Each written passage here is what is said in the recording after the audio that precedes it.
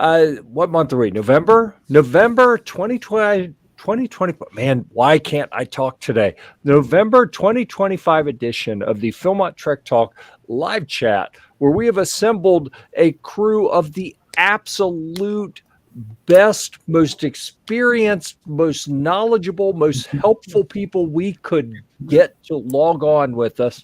And we are going to answer every question that we can to the best of our ability, and see if we can't achieve our goal of helping people have the absolute best treks. I say treks, best time at Philmont. And I think we've kind of expanded a little bit. We used to start out, all we talked about was treks, but now, we can talk about anything at Philmont with the same amount of authority. And by that, what I mean is we are completely unofficial. We're not making stuff up on the spot, as far as you know. We are attempting to give you as accurate information as possible. But understand, we are people who like Philmont and want to help people have a good trip there. We're not like officially speaking for Philmont. We will let you know at some point when the next official Trek Prep seminar is. But first, we're going to go around the horn here. I think we're going to go clockwise on the screen and do our quick introductions real quick. So, hi, I'm Jeff. I run GearReport.com, Camping Gear Report, which is the sponsor of the Philmont Trek Talk group. It is a Facebook group. If you didn't know that already, maybe if you found us through a YouTube video or something, there will be a link in the description that will take you to the Philmont Trek Talk Prep News and Info group on Facebook, where you can participate like we all are. I am former skipper of Sea Scout ship 4019 in Burlington. I've done a handful of treks as an adult, one as a youth. So a little bit of Philmont experience here. And with that, we'll pass to the side. Scott O'Mary, Plano, Texas. I've been the Scout Master of Troop 259 for a little over 10 years now, and I'm working with two of our crews to get them ready to go to Philmont this summer. They're excited. They've got their crew leads and their wilderness ski and Chapman State all picked out, and they're going out this weekend. So lots of fun. Over to Darrel. Darrel Tadsen, Greater St. Louis Area Council, numerous treks, numerous contingent advisor over the past several millennia. Just as Jeff said, trying to provide information to let everybody have the greatest trek experience they can. Down to Mark or Sal. I don't know who's Mark Scwheer from Iowa City, Iowa, Hawkeye Area Council, PSA life member. I've been to Philmont a lot. And if you need to know anything about Philmont, I pretty much know it. And not to brag, just I feel like I'm a good resource. Let's go over to Rob then. So I see you have many leather-bound books also, and Smell of Rich. Oh yeah. Rob Smith. I'm from the Greater St. Louis Area Council, coming to you via Iowa, also just like Mark. I with Troop 85 in O'Fallon, Illinois, as the High Adventure Chair, and also occasionally run the website highadventurescouting.com. Mostly council-based high adventure and other activities. So there you go. It's amazing how that popped up there. It is. Yeah. So Sal's kind of here. Sal's kind of not here. I hadn't figured it out yet. We had two Sals. We had a blank screen that appears to be muted, and then we had Sal as like an avatar of Sal, apparently, and it disappeared as soon as I added him. So Sal Porto Jr. may be here. His plaque may be here. We don't know. He may not. We'll see. It appears he's having a little bit of a technical difficulty. So hopefully he'll make it in and get that sorted out here shortly.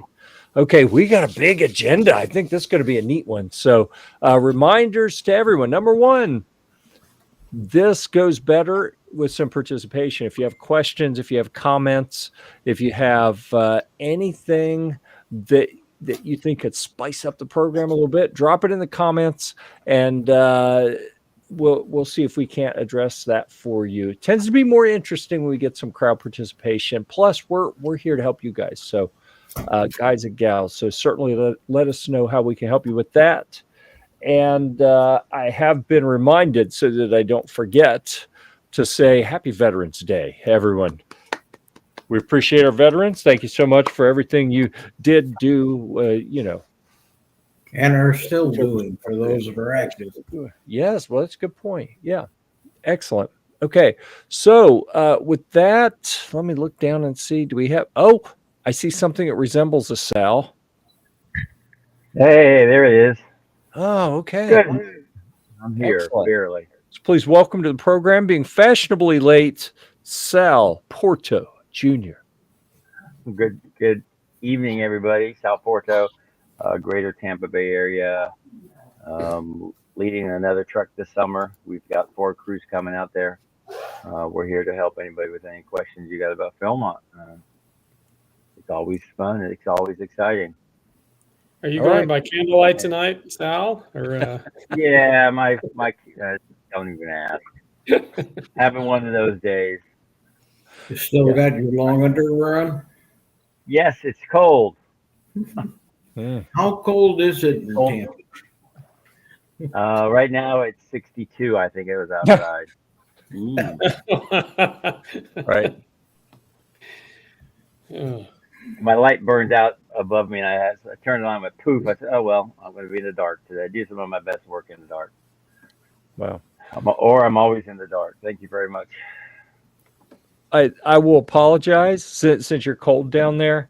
I have sitting on my dining room table 3 different down quilts that at least 2 of them are going to go in a box probably tomorrow and head to Florida. So had I gotten those out, already, then you'd have something to keep you warm down there, Sal. But hadn't got those going yet. So, but at least they're all packaged up together. I keep finding more stuff, and I'm like, oh, I bet Sal could use this. Maybe I'll throw that in the box. So we'll see. You never know.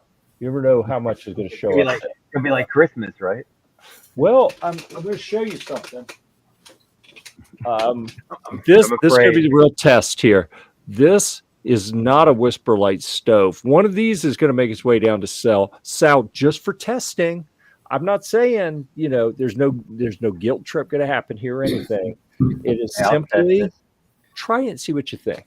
And if an ISO stove tickles your fancy, then maybe you offer it as an option to the crew to choose. I don't know. It's up to you completely. But anyhow, that is just something I wanted to drop there. And one other thing I wanted to show you. This arrived at the headquarters here for Gear Report recently, and I'm trying to get the light on it so you can see it.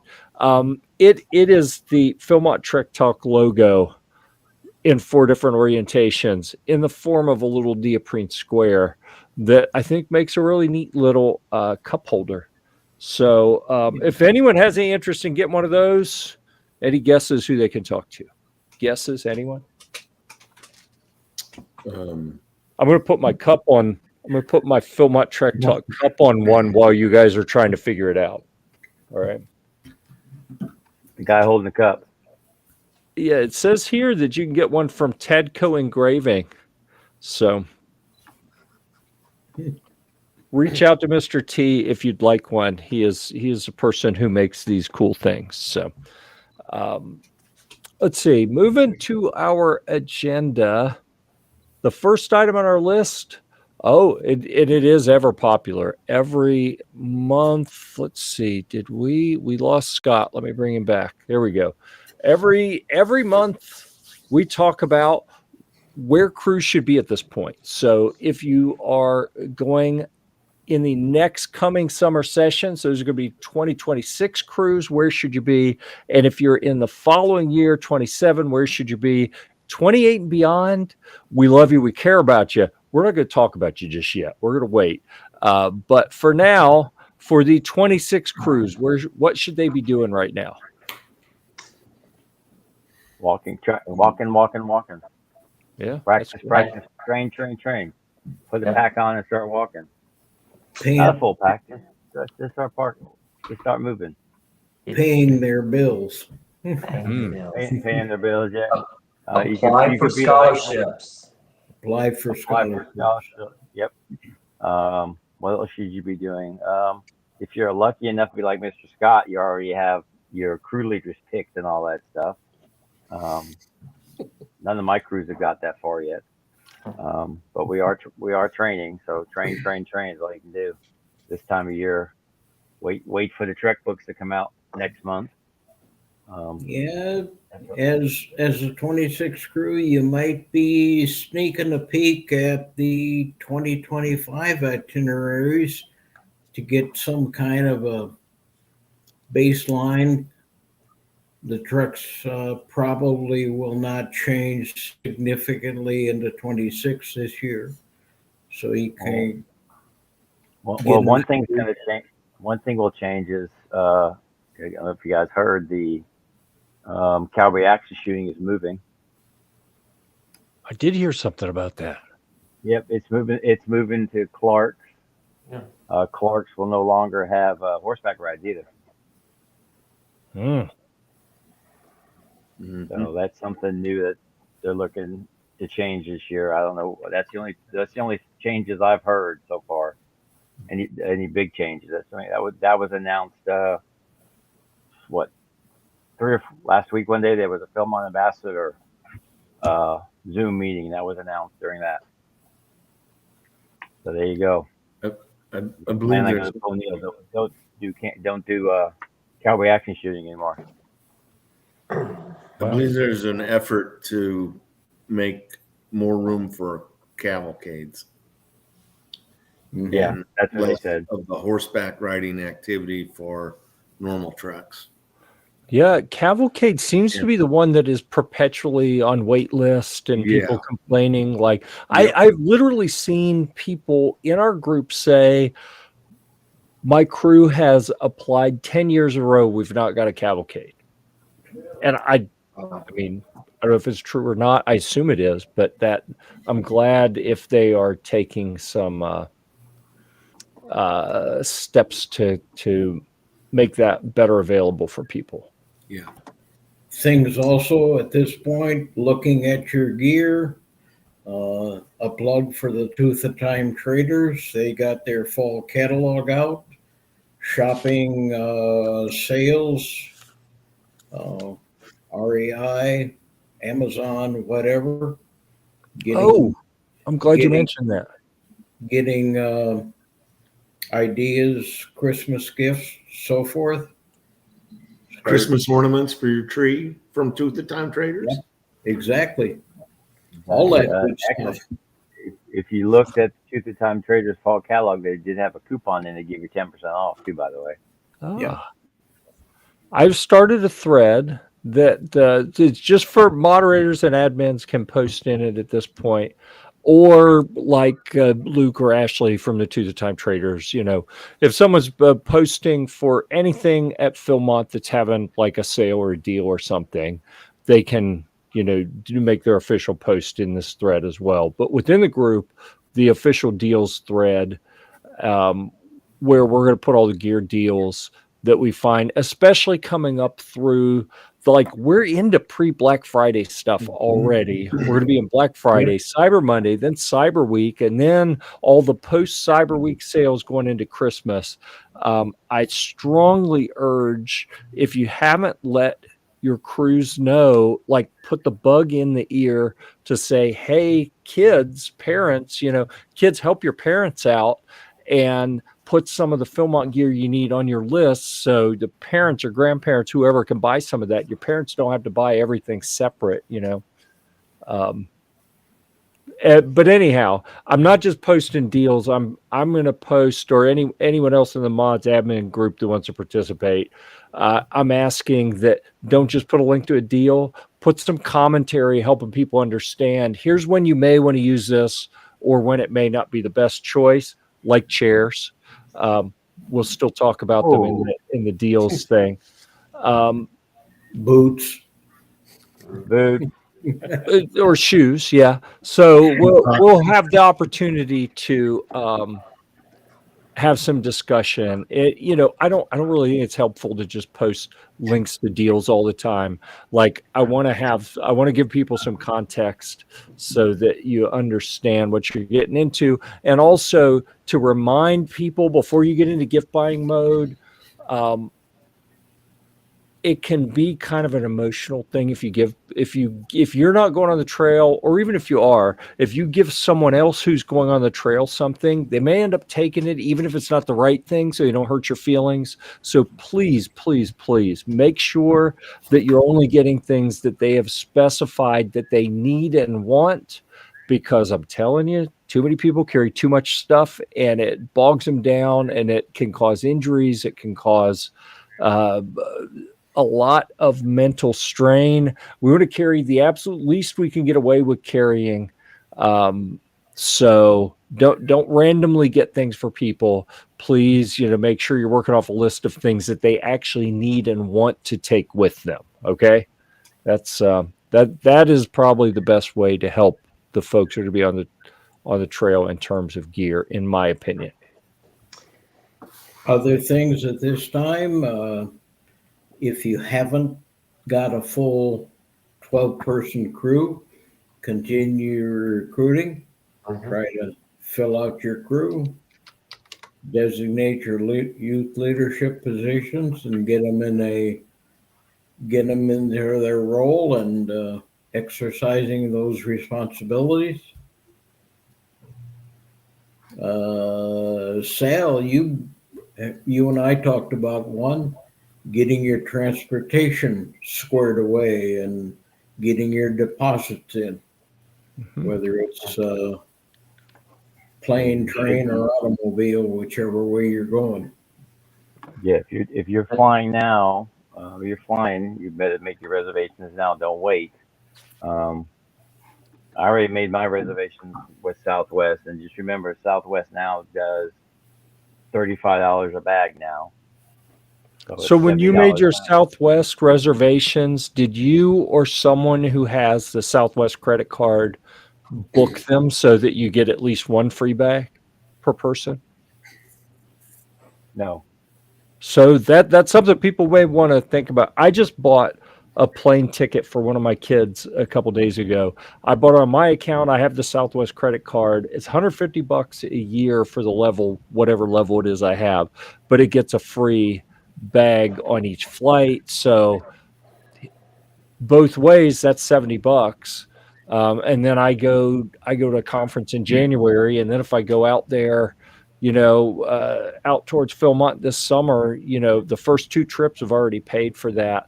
And now the bags I'm getting like free bags for anything after that. So make sure the math works for you. Go check out the program if that's something interesting to you. And we're talking about Southwest. Lots of airlines. Something I have found the past few years, I fly a couple times a year usually, and there's always something new happening. So airlines are changing things up. Don't assume, especially if you're buying for a whole crew, please don't make any assumptions because, I flew out there 5 years ago on whatever, and here's how it was. Airlines are changing things every day. You do not want to be surprised at the airport with either something isn't going to work or you got a big bill that you weren't expecting. And one thing that's changing with Southwest in March or February is assigned seating. So there's going to be no more find your seat wherever you want. So that will be a change that crews will need to be aware of. So if they want to sit together, they may not be able to unless they pick it. So yeah, I fly every week, so I know this stuff.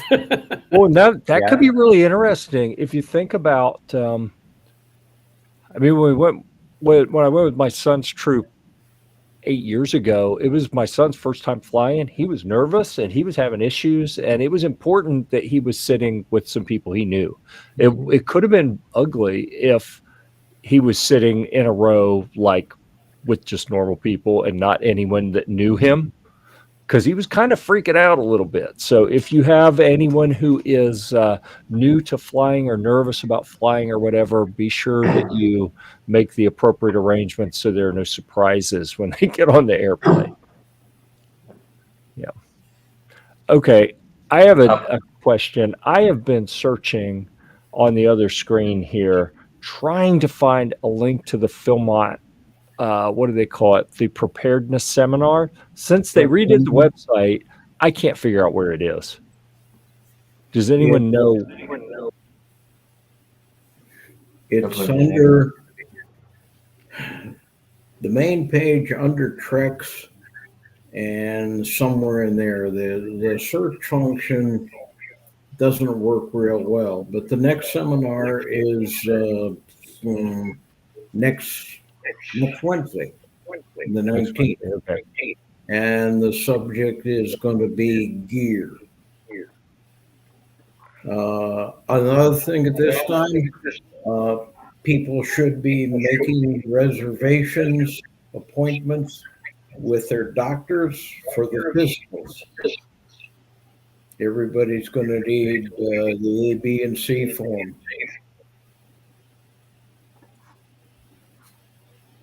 Okay, good. Yeah, good reminder. Okay. Let's see. Looking at the agenda, is anyone else hearing this? Disorienting to me. You're getting some echo somewhere. Okay. Everyone mute real quick and see if that takes care of the echo, please. All right, I'm going to keep talking. Okay, so echo went away. That means one of you. Let's go around, and so Mark and then Scott and then Sal, and see at what point we start hearing the echo again. I'm unmuted. Scott and Sal, it's one of you guys. Who is it? I don't know. Is it me? Mute yourself again, Sal. All right, let's see. Is it me? Oh, it's Sal. Who'd have thunk it? Okay, I don't know. Maybe check in your sound settings if you have echo cancellation turned on. That is a like down by your mute button. There's a little down arrow where you can go into your audio settings, and the platform we use has an echo cancellation option you could turn on that hopefully will take care of that. I have another thing we're working on right now, Sure. but Sal's on mute, so I'm going to set it up and maybe he can chat in. So we always have trouble getting our adults and our crew members trained with wilderness first aid and CPR and AED. So we've already set up an instructor to come in February. Sal, you're going to have to mute again. All right, I'll mute you. Yeah, we have an instructor coming in February. We're dead of winter. We're not going to be doing shakedown hikes at that point, and coming in for a weekend and training our crew. We'll probably invite some other crews in the area to come do that. So please, please, please don't wait to the last minute, because those classes fill up quickly. And I'm setting up to Sal. I don't know if he's going to be able to take it. And the Philmont on-site pass program. Adults want to come out for the weekend, they'll get the same first and second day training that they do with the Rangers. And if you are on the east of the Mississippi, you might check out Sal and his January skills program. Thank you for the plug, Mr. Darrell. Hey, fill us in on that one, Sal. I led you in there. Yeah, Greater Tampa Bay area has a Philmont Skills Weekend, 16th, 17th, and 18th at one of our local camps. We basically get all the crews ready for Philmont. We use the Philmont Prep guidelines to use. We train everybody for that. All my staff that teaches is either have been on staff at Philmont or been on a trek. It's one of the requirements to be on staff. Cost is $30, which is not bad for the weekend. It's food. That's basically what you're paying for. We do on Saturday night. We do what they call a Trek Talk, where you bring in your treks that you want to talk about, and we put the big maps up on the screen and go through the good, the bad, and the ugly about the treks you're interested in. Pretty good opportunity. Last year we had roughly, not counting staff, about 95 people show up last year. So we're hoping to do that again this year. It's a good time. So if you're east of Mississippi and you want to come down to Florida in January, it's usually pretty nice that weekend. It's not too cold. Well, Drop an email. We'll find me on Facebook. Some of us have a different definition of cold.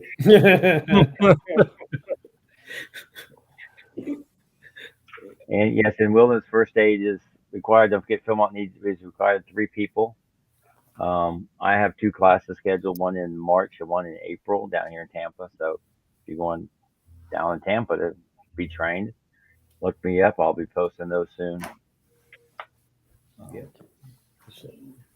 I also want to mention one thing you shouldn't be doing at this time. I think I'm getting the echo from Sal again. I don't know. I just muted him again. Okay, thank you. And Darrel, you kind of mentioned this earlier, is recruit to get your 12 members, but don't be putting all 12 members into the gateway system. You don't want to reconcile, and I think the deadline is May 1st, 2026 to reconcile your entire crew in the gateway. If you put them all in there, you're going to be paying for them all, and you don't want to be in a situation where you end up overpaying if somebody, Johnny Life Scout breaks his leg in March. You're not going to be able to claw that money back. So don't put your entire crew in there. However, and maybe somebody else on this line can fill me in if I'm doing something wrong. We've had several members of our crew that have been awarded scholarships. And the only way I can find out to know how much they've been awarded is to put those scouts into the gateway. So officially put them on the crew. So I have to be selective. I don't know if there's some other way to find out what those scholarship amounts are, but I'll ping it over to the gallery here.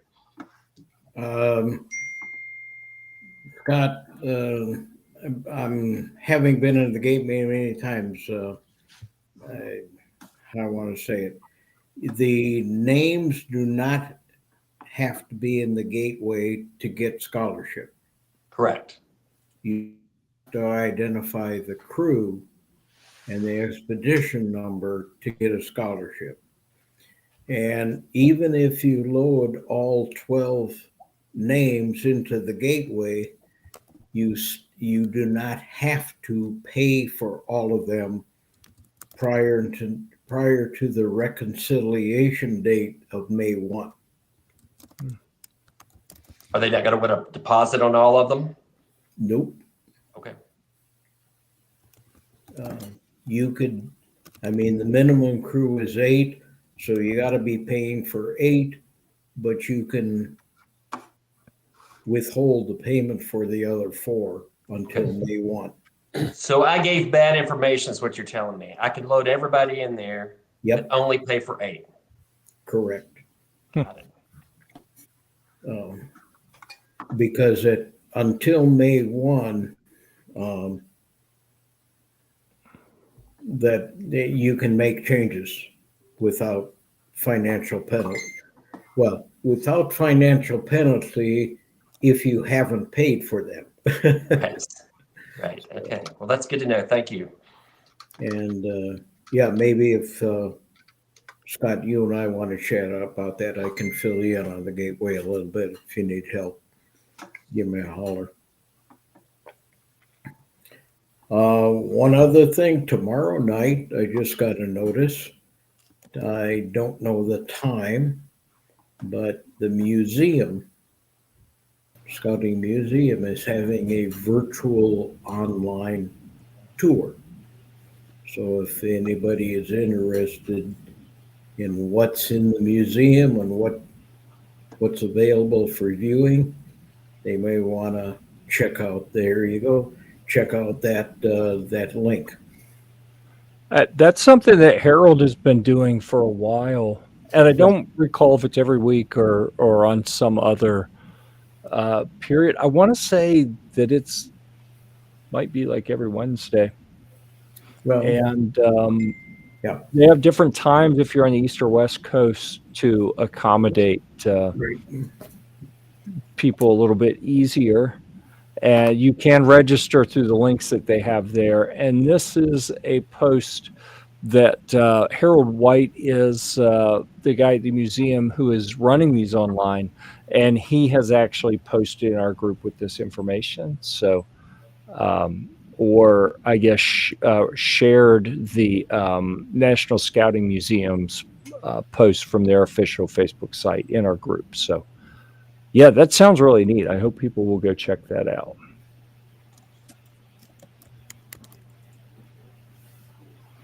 Okay, so I think we probably covered a lot of that stuff. I heard some people mention the physical training, especially for the adults. Like seriously, you can't we can't overemphasize how important that is. The other thing that we have here that I think people should probably, I mean, honestly, if you got a good set of adults with your crew, you could probably talk about this on the bus out to the trailhead if you had to. But the sooner you set the expectation of a transition from adult leadership, probably in your first couple crew orientation and getting the crew started meetings, to once you get the youth leadership in place and you're transitioning more responsibility to them. So when the ranger, when you meet your ranger and they say, okay, who's the crew leader? And they start talking to them, we don't want that deer in the headlights look like they've never had to be responsible before, right? So where was I going with this? Well, the expectations of what the adult's role is going to be. That's what it was. Yes. Establishing boundaries for adults is what Darrel wrote in our agenda. Who wants to tackle that one? They should do as little as possible and carry the most AP paper. On the trek. Yeah. Certainly. So the adult role is health and safety of the crew. Right. So I think that establishing boundaries really, I don't have, for the first time in quite some time, I was cold, so I'm wearing my Philmont sweatshirt and not my Ask Your Crew Leader shirt. But, you know, I've had people, I'm going to show it to you again so we can talk about it. I've had people at Philmont. Actually, I had someone get mad at me once because they said they were showing the crew like, "Hey, look at his shirt," you know, and said, "That's awesome, you know, that you're reminding the scouts to talk to their crew leader." And I said, "No, that reminder's for you, adult. You know, this is my passive aggressive way of saying you're not the crew leader. Remember that. You should be telling the scouts, the youth members." You should be referring them back to the crew leader. So I think coaching the adults to start modeling that behavior before you get on the trail is probably a good thing. And what I like to do personally, I like to kind of pull the adults together. And, you know, you could suggest it. I will often, you know, point it back at myself and say, because I'm usually with people I don't know. I've been doing the Philmont Free Agent thing lately, and I don't know the crews. I hadn't trained with them. So I'll say, hey, you know, in case I start to get out of hand and start, you know, acting like I'm the crew leader, pull me aside, or, can we would it be fun if we have some safe words, so if someone starts to get a little too directive with the crew, one of the adults will kind of pop in and, pineapple or whatever, whatever word. I don't want to interfere with your personal safe words when I say anything. So whatever it is, something that is your clue to say, oh, I'm acting more like a crew member or crew leader instead of the adult who's on vacation and just preventing Lord of the Flies stuff from happening. So, I think the key there is that everyone talks about it ahead of time and has a commitment to kind of keep each other honest, that, acknowledge up front, this is going to happen to everyone. You're going to have a point that you've had it, you're tired, you want to get there, you think we're going the wrong way, and you speak up and bark some orders about, well, we're going this way. And I'll tell you, last time I saw that happen, we went the wrong way. Everyone was exhausted and really wanted to get there. We didn't just go the wrong way. We went about 1.5 miles the wrong way, and it was up a pretty steep, it wasn't even a trail, it was an exposed service road, and it was hot and it was miserable. And yeah, don't be the person who does that, because that adult, he meant well, but he tucked his tail between his legs for the next 3 or 4 days after putting the crew through that. So don't let that happen. Yeah, it was uphill both ways, right? It definitely felt like it. I'll tell you what, there's a road that goes right beside it goes up the mountain and it goes right beside Red Hills. And I'm telling you, we were supposed to be somewhere else, somewhere completely different. And we see a sign that said Red Hills, and everyone's looking around like, wait, what? When did Red Hills get beside wherever it is we're going? And when they pulled the map out and looked at it and realized what it was, oh my goodness. I thought there were some people who were just going to be like, well, we're staying at Red Hills tonight because I'm done. But everyone pulled it together and did well. So, But what do you do in that case? When you personally really know you're going the wrong way? Well, okay, Mark. Yeah. Well, me personally, I just stop hiking and I wait for the crew to notice that I've stopped hiking, and hopefully they'll realize that I might know something, and they'll start talking and checking the map and looking at things. And Yeah, even say, hey, folks, can we really look at the map and figure out where we are? Mm-hmm. I mean, you're really not taking over, but just making a suggestion. All right, show of hands. How many people have asked for the toilet paper, hand sanitizer, and little shovel when you didn't need it and wandered off the trail for 10 minutes just to give them a chance to figure it out? That's a great idea. No, I've not done that. Yeah. oh I'm yeah, going to use that now. That's Yeah. the Jeff Cress Yeah. rule. So, yeah. I've actually done somewhat what Mark suggested. I just dropped my pack in the middle of the trail and kept walking. I'll even go so far as maybe going 50 or 100 yards that way and then stopping. But Darrel, I think of that every time I take the scouts out on a backpacking trip. I haven't had to do it yet, but I think about it. Norm sits down. How Sits down. soon do you do it, though? Yep. So are you guys talking like you're the crew advisor, or are you talking like you're just one of the other adults on the crew? Yeah, as an adult. So I kind of like to have a conversation with the adults on the crew that there's really one crew advisor, and ideally for that crew leader, he only has to deal with one adult at a time. And if I'm the crew advisor, I like to be the filter of the other adults so that I'm taking the advice and the complaints and the misery of the other adults, and then I filter it, and then I may or may not share parts and pieces with the crew leader. That's a good idea. If at all.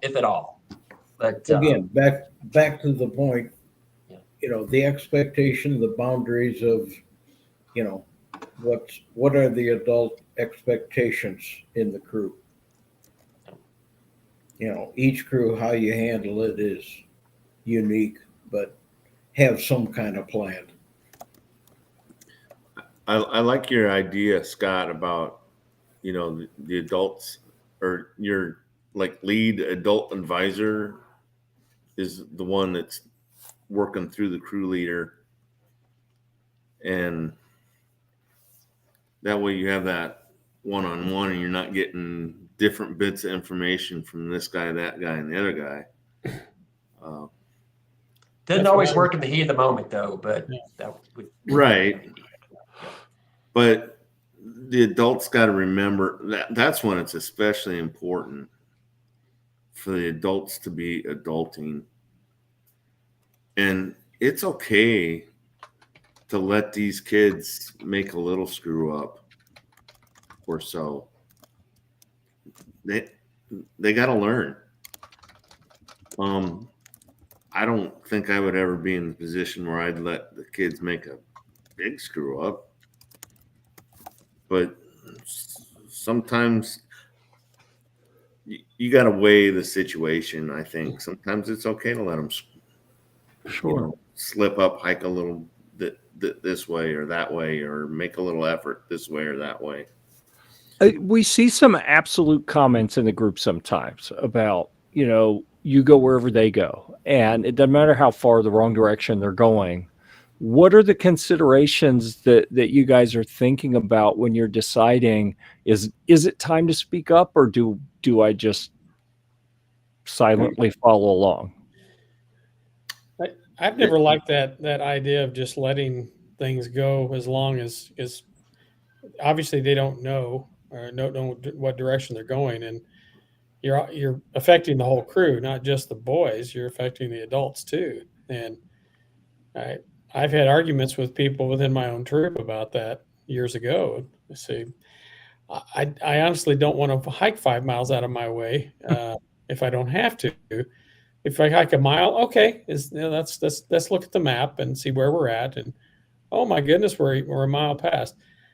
I think that would cure the problem at the moment and not affect the whole crew going 5, 8 miles out of your way.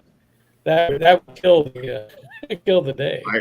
I have personally seen situations where adults are not doing the adult thing and trying to lead the crew the wrong way. And then they end up losing 2 or 3 hours in the morning, which transpires into hiking in the rain and getting into hypothermia situations in the afternoon. If they would have let the kids just do what the kids needed to do earlier in the day, they wouldn't have been in a bad situation in the afternoon. So, the big thing about Philmont and hiking anywhere is get up and go early. Usually, not always, but 99% of the time, you're going to have good weather early in the day. You're going to have afternoon storms. It's the mountains. And if you can avoid those things, you're set up for better success. And I think the adult, a lot of their decision should be based on, do they really know going the wrong direction and that they are going the wrong direction, and what is the hike like? I mean, like Jeff said, uphill, steep, hot. If you know that, there may be a health and safety reason for stepping in, but just to say, hey, we're going the wrong way with no basis, I think can be detrimental too. Yeah, and maybe you're trying to get somewhere before a storm shows up that you see coming, for example, or or it's a day where you just don't have time for the detour. Some days you got plenty of time. If you go a few miles out of the way, from a schedule standpoint, maybe it's not the end of the world. But what if you got someone who's fighting blisters or nursing an injury that, they needed that short day for, personal health, and turning that short day into a long, grueling day just may not work, And that's, looking after years, looking back at it, that's one of the key points of the Philmont experience. The whole thing, your whole trek is a leadership laboratory. Not only for the youth, but the adults. How do they interact with the crew, with each other? You're in, intimate contact. Well, whatever, maybe shouldn't have said that, but you're with them for 7, 10, 9, 12 days, 24 hours a day, and it's different than, a weekend camp out or you hike and go home at night and things like that. But that leadership laboratory, I think, is a great learning experience for, yes, it's set up primarily for the youth, but the adults can gain a lot from it too. Yeah. Yeah. Norm mentioned that they had a 5-mile detour and it about killed the morale in the crew. And then we had another comment. Brick Dad says, leave camp every day by 6:30 and all will be well. That's a good plan. Yeah. Yeah. Yeah. I always say, ride is the first light, feet on the trail, which is we before always 6:30. Yeah. I always tell my guys, no matter what we're doing, even if it's a weekend trip, we don't eat in camp. We get everything put together, and we'll get on the trail and eat a couple miles down the trail, breakfast. So yeah. That way everything's together, ready to go. You're not waiting for the other person to get their stuff ready because they're hungry. Well, you're not eating until we get our stuff packed and we get on the trail, and we'll stop later. I don't know if anybody else does that, but that's how we train our crews. So. Yep. My wife and I did the same thing in Europe on the Camino this summer. I'm not sure that worked for my principle. You get 2 or 3 miles down the road and. Well, I suspect there's a difference in dealing with the crew than tongue-in-cheek dealing with your wife when she's. Oh yeah, until she gets her morning cappuccino, it's a bad deal. Yeah. That wouldn't work in my house. I would have to eat, but with the crew, I can do that. With the wife, I can't. Yeah. Guaranteed you make your wife laugh when you say I'm in charge. Yeah. No. All right, so time check. We're in the neighborhood of 10 minutes left, 10, 11 minutes left in our allotted hour. We don't have to take the whole hour, so but we can if we have anything else to talk about. I'm looking over our agenda. I think we've touched on pretty much everything we had in our agenda to cover. So anything else you guys want to talk about? Oh, I was going to say that the difference there is they have this really cool app where you can literally be online and it'll tell you whether or not you're on the right trail or not. Mm-hmm. Whereas Philmont, they don't have it mapped out exactly like that. You still have to do a little map and compass work. Yeah. And even if it were, even if everything was perfect as far as the map being trued up with the trails and reality, I think that would still be discouraged to have crews depending on an app to get them where they were trying to go. Well, This apps. has nothing to do with the app, but if you look on the treks available for 26 and 27, there are plenty available.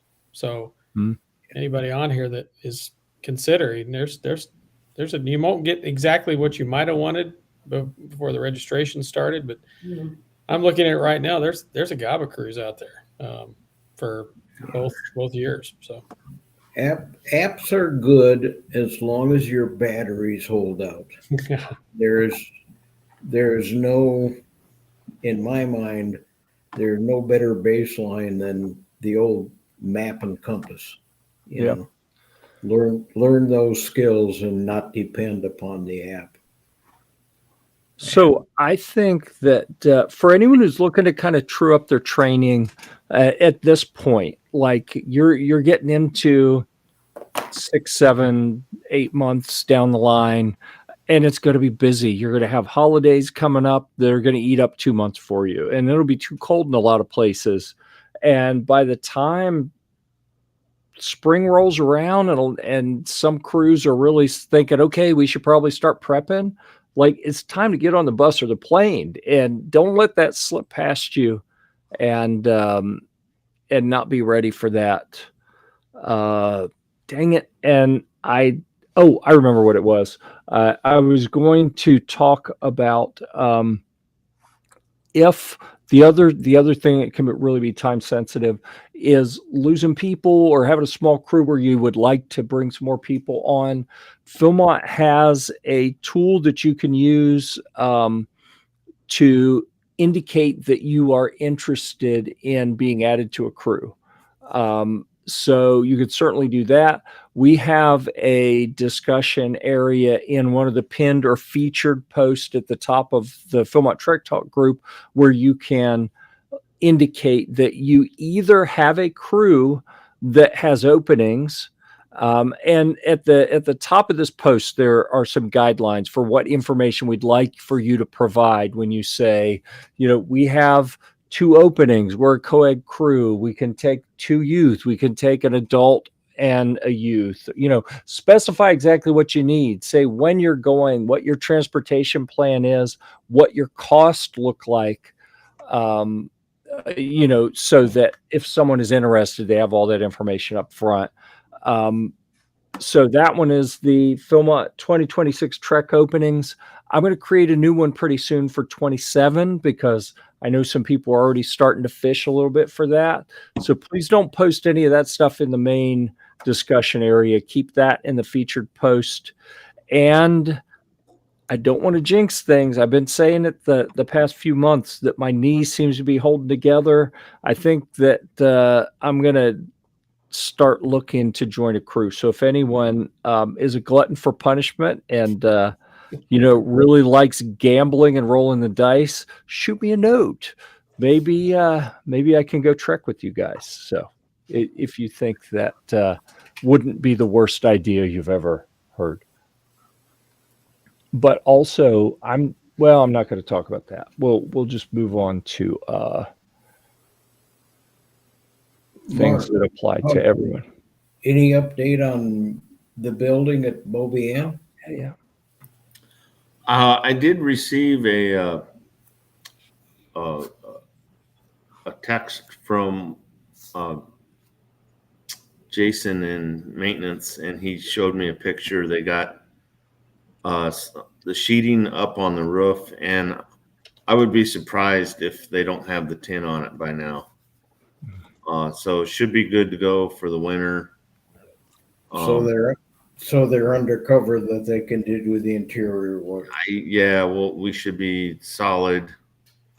Right now, the initial plans are to be back there in April to finish the job so that it's ready to go next summer. And then next fall, hopefully we'll be working on some of the other buildings at Beaubien, the Trapper's Lodge, where the crews check in and stuff like that. There's a lot of work to be done there, but very, very cool place. I've heard rumors that there will be a cantina just like at Abreu and Poniel at Bogey and that hasn't even started construction. So it'll be interesting if that. The plan is to have it next summer, so I'm sure it'll get done somehow, some way. Wow. Great, Cool. great. But Any more questions out there from the audience? Just an update from the training side of the world. Good authority that at least nail courses will be posted here in availability here the next few weeks for 2026. I would assume a lot of the other Philmont conferences and training courses will be open shortly thereafter, or maybe all at the same time. Mark, do you know anything about, I'm looking at the PSA site and I don't see any mention of Philbreak. Have you heard anything about that? They still planning on doing it? Philbreak, I believe so. I don't remember if the dates had been set on that. I'm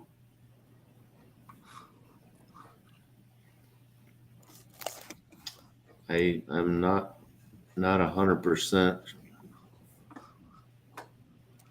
Okay. Just curious. And while I was looking at that, I noticed the PSA has an autumn trek. That's something that we talked about, said 6-8 months ago, maybe. Some of us talked about, hey, we should do, as the Philmont Trek Talk group, we should set up something like an autumn trek or like that. And I talked to some of the senior staff at Philmont, and they were on board, like, we can set up and do that. So if anyone has any interest in organizing and managing that project to make some things available for folks that are in our group, reach out and talk to me, because if it depends on me doing it, I'm right on the verge of task saturation all the time. I don't think I'm ever going to be able to pull off organizing that.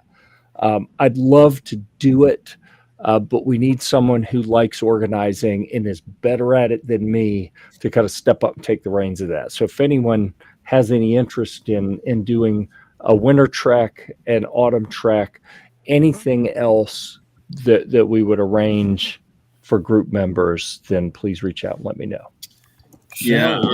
Sal would be a great one for a winter trek. Yeah.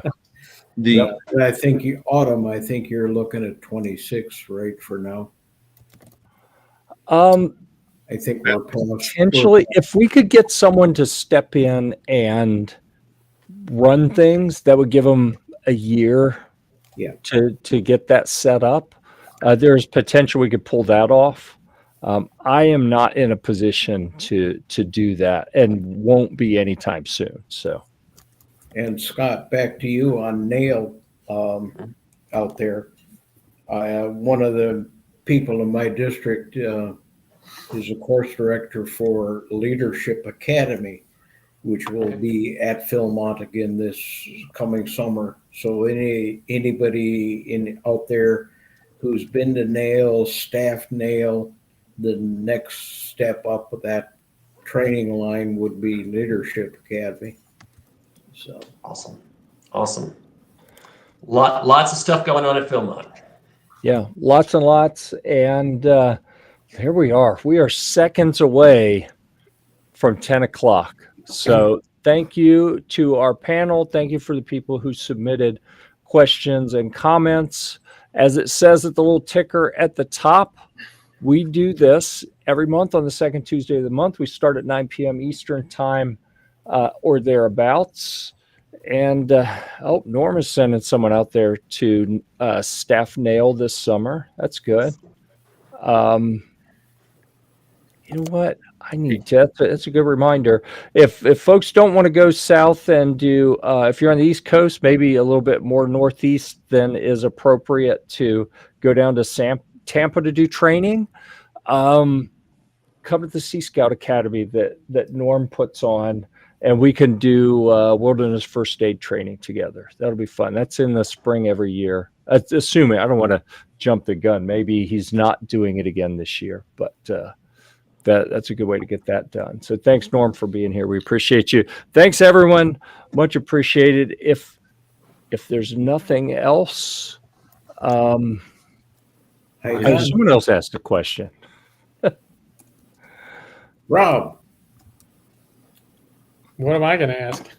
anybody not ready? Oh, icon. All right. See you. Thanks, everyone.